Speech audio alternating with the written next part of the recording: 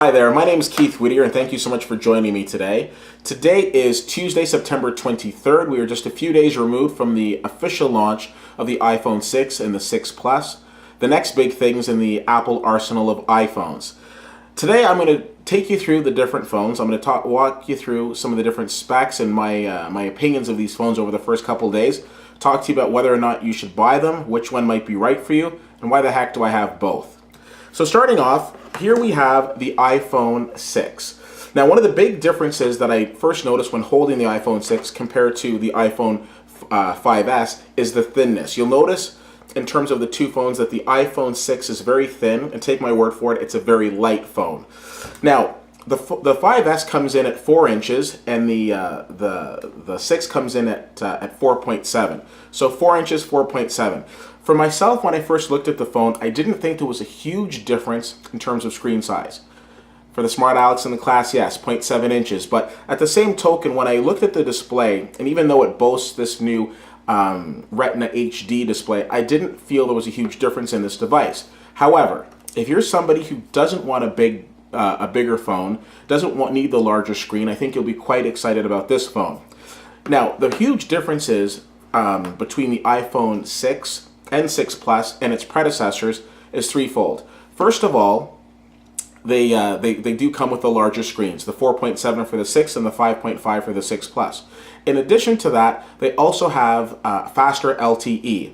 Now, theoretically, you would get speeds up to 75 megabits per second on an iPhone 5S or an iPhone 5, where with these new phones, theoretically, you should be going up to, or you could go up to 150 megabits per second. I say theoretically because the chances of you getting to a speed that fast are pretty slim. But if you're able to break 100, as some people have been able to do, that's obviously pretty good. And then the third thing that I was pretty excited about in regards to these new iPhones is NFC, which is the near field communication, and we'll get back to that in a moment. Now, the next phone that I want to introduce you to is the iPhone 6 Plus, which comes in at 5.5 inches. Now, the iPhone 6 Plus is a little taller than the Samsung Galaxy Note 3, which is the phone that I have right here. But the Samsung Galaxy Note 3 is a little wider, but it's also thicker. And again, we come back to the thickness. Again, with these new iPhones, the 6 and the 6 Plus, the first thing I would recommend is putting a case on it. But I have a case on the 6 Plus, and I've had it in my pocket, and I don't find it to be overly bulky. I don't find it to be overly intrusive. I find it to be a good size. The Note 3 also, I didn't necessarily find to be big and bulky, but there is a significant difference when holding the two phones, as I found the iPhone 6 to be lighter. Now, there are people who are going to be watching this who know me, who know that I'm a huge fan of Apple. I want to stop and say that while I do enjoy these new iPhones, I want to go on record and say, for 2013, I felt that the best phone on the market was the Samsung Note 3. I thought the iPhone 5S was a decent phone, but I think other than the addition of the fingerprint sensor, there wasn't really a huge impact. Now, in regards to this year though, I'm very impressed with the new iPhones that have come out. So I want to talk about a couple of things. First thing I want to talk about is LTE. So I was a little concerned about the speed in regards to these new iPhones. When I was doing speed tests originally, and just to clarify what I mean by speed test, there's different types of speeds. There's the speed that your phone reacts to things, such as opening up a text messaging program, opening up different apps. From that perspective, I've seen a significant difference in the speed of the software and the speed of the processor in the new iPhone 6 and 6 Plus. But when I say speed right now, I'm specifically referring to network speed. So how quickly it'll download an app, download a web page, download YouTube or Netflix or whatever. Now, when I was doing speed tests, and there's an app called Speed Test, and when I was originally doing speed tests, I was finding that the speed of the iPhone 6 and 6 Plus was comparable, even similar to that of the iPhone 5 or 5S. So I'm thinking to myself, if it's supposed to be that much faster, what's going on? So being the investigative person that I am, I drove around our good city here in Ottawa, and wouldn't you know it, I was downtown last night, and I came across speeds in excess of 90 megabits per second on the iPhone 6 Plus. So I was happy to report that it actually does kick in with the faster LTEs. Now, I don't necessarily know if it's because of where I was, that I wasn't getting those faster speeds, but in all full disclosure, I will say Overall, I do find the speed on the Note 3 to be faster than the iPhone 6 or 6 Plus, but there have been a handful of occasions where the iPhone 6 or 6 Plus has exceeded the speed of the Note 3. Now, the other thing that I said I was very excited about in regards to this phone was NFC, and what that is, near field communication. What that basically means is you can hook up your credit card or other payment systems in your phone and you can tap. So right now with the Samsung Note 3, when I'm out shopping, I can tap and I can make, purchases. I think it's of under $100 with my phone. That feature is not yet available with the iPhone 6 or 6 Plus. We are told it's coming next year, which I kind of translate to thinking it might not be released until next fall. I remind you, when the iPhone 4S came out, Siri was first introduced, but it wasn't applicable to Canada. And it wasn't applicable to Canada the following year until the iPhone 5 came out. I'm hoping they can get it sooner than later, because I think it would be a great feature for customers. I know there are those out there who feel a little hesitant about having their credit card linked to their phone. The way that I look at it is, if people want to get your information, they will. But on the flip side, the banks all have 100% fraud protection. So you've got that to keep in mind. Now, in regards to these phones, should you go out and get the iPhone 6 and 6 Plus, and what's my original thoughts on them?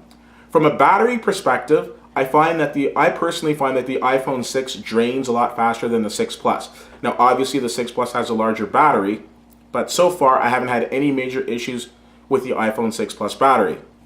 The iPhone 6 battery is marginally better than that of the 5S, and again, I've never found batteries and batteries of a lot of these phones to be what many would call fantastic. I think if you're looking for a smartphone battery to last 3 or 4 days, I don't necessarily know how realistic that is. I find that if you can get a good day and a half out of it, you're pretty fortunate. I find the 6 Plus has a much stronger battery than that of the 6, but I again, like I said, I find the 6 to be marginally better than that of the 5S. Now, should you be running out and getting a new iPhone 6 or an iPhone 6 Plus? Let me put it to you like this. If you are currently due for an upgrade and you go into a store, and I definitely recommend you going into a store and holding these phones and checking them out. If you go into a store and you like what you see, then absolutely you should go for it.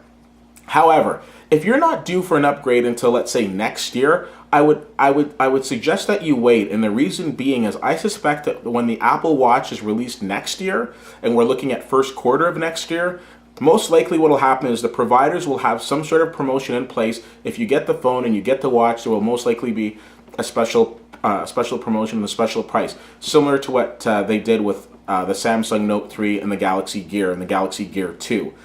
Overall, I've been very excited about both of these phones. Now, question being, Keith, why in the world do you have two of them? I ordered both of them on opening day, or I should say I ordered both of them to receive them on opening day, for the simple fact that on any iPhone launch day, your chances of going in and playing with the phones and being able to walk away with them is pretty next to nil, just because of the volume of traffic.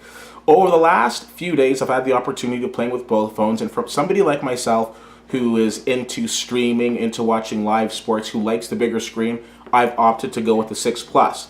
That does not mean that the 6 Plus would be right for you. It all depends on what lifestyle you have. So for example, if you're somebody who likes gaming and doing a lot of streaming, you might want to consider the 6 Plus.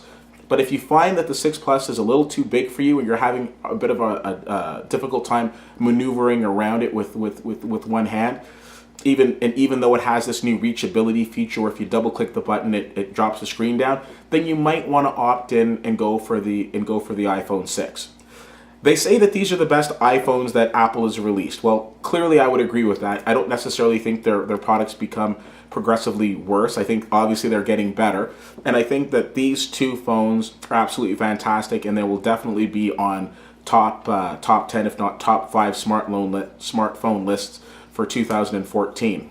The hype is very much real and very much well-deserved for these two devices. I will say two things. First of all, if you're going to get an iPhone 6, please make sure you get a case on it. OtterBox is always a good idea, but definitely something that can protect it. And secondly, fork out the extra $99 and get the Apple Care. These are probably not only the best iPhones, but some of the more expensive iPhones that we've seen in the last few years. And make sure that your product's protected. Again, so in terms of these two new iPhones, I think they're both fantastic. And in terms of screen size, I definitely think it comes down to personal preference. I've opted for the 6 Plus. I don't have any major qualms with the 6 other than the fact that, like I said, not a huge improvement with battery, and I didn't find the screen size to be significant enough for me to keep it. But overall, I'm a very happy camper. Glad that I waited for it, and glad that I've gotten it. If you have any questions for me, please feel free to reach out to me. Twitter, CFL_fan, or the website at facebook.com/WhittyWhittier or WhittyWhittier.com. Thanks so much for checking out this vlog. My name is Keith Whittier, and I'll talk to you soon.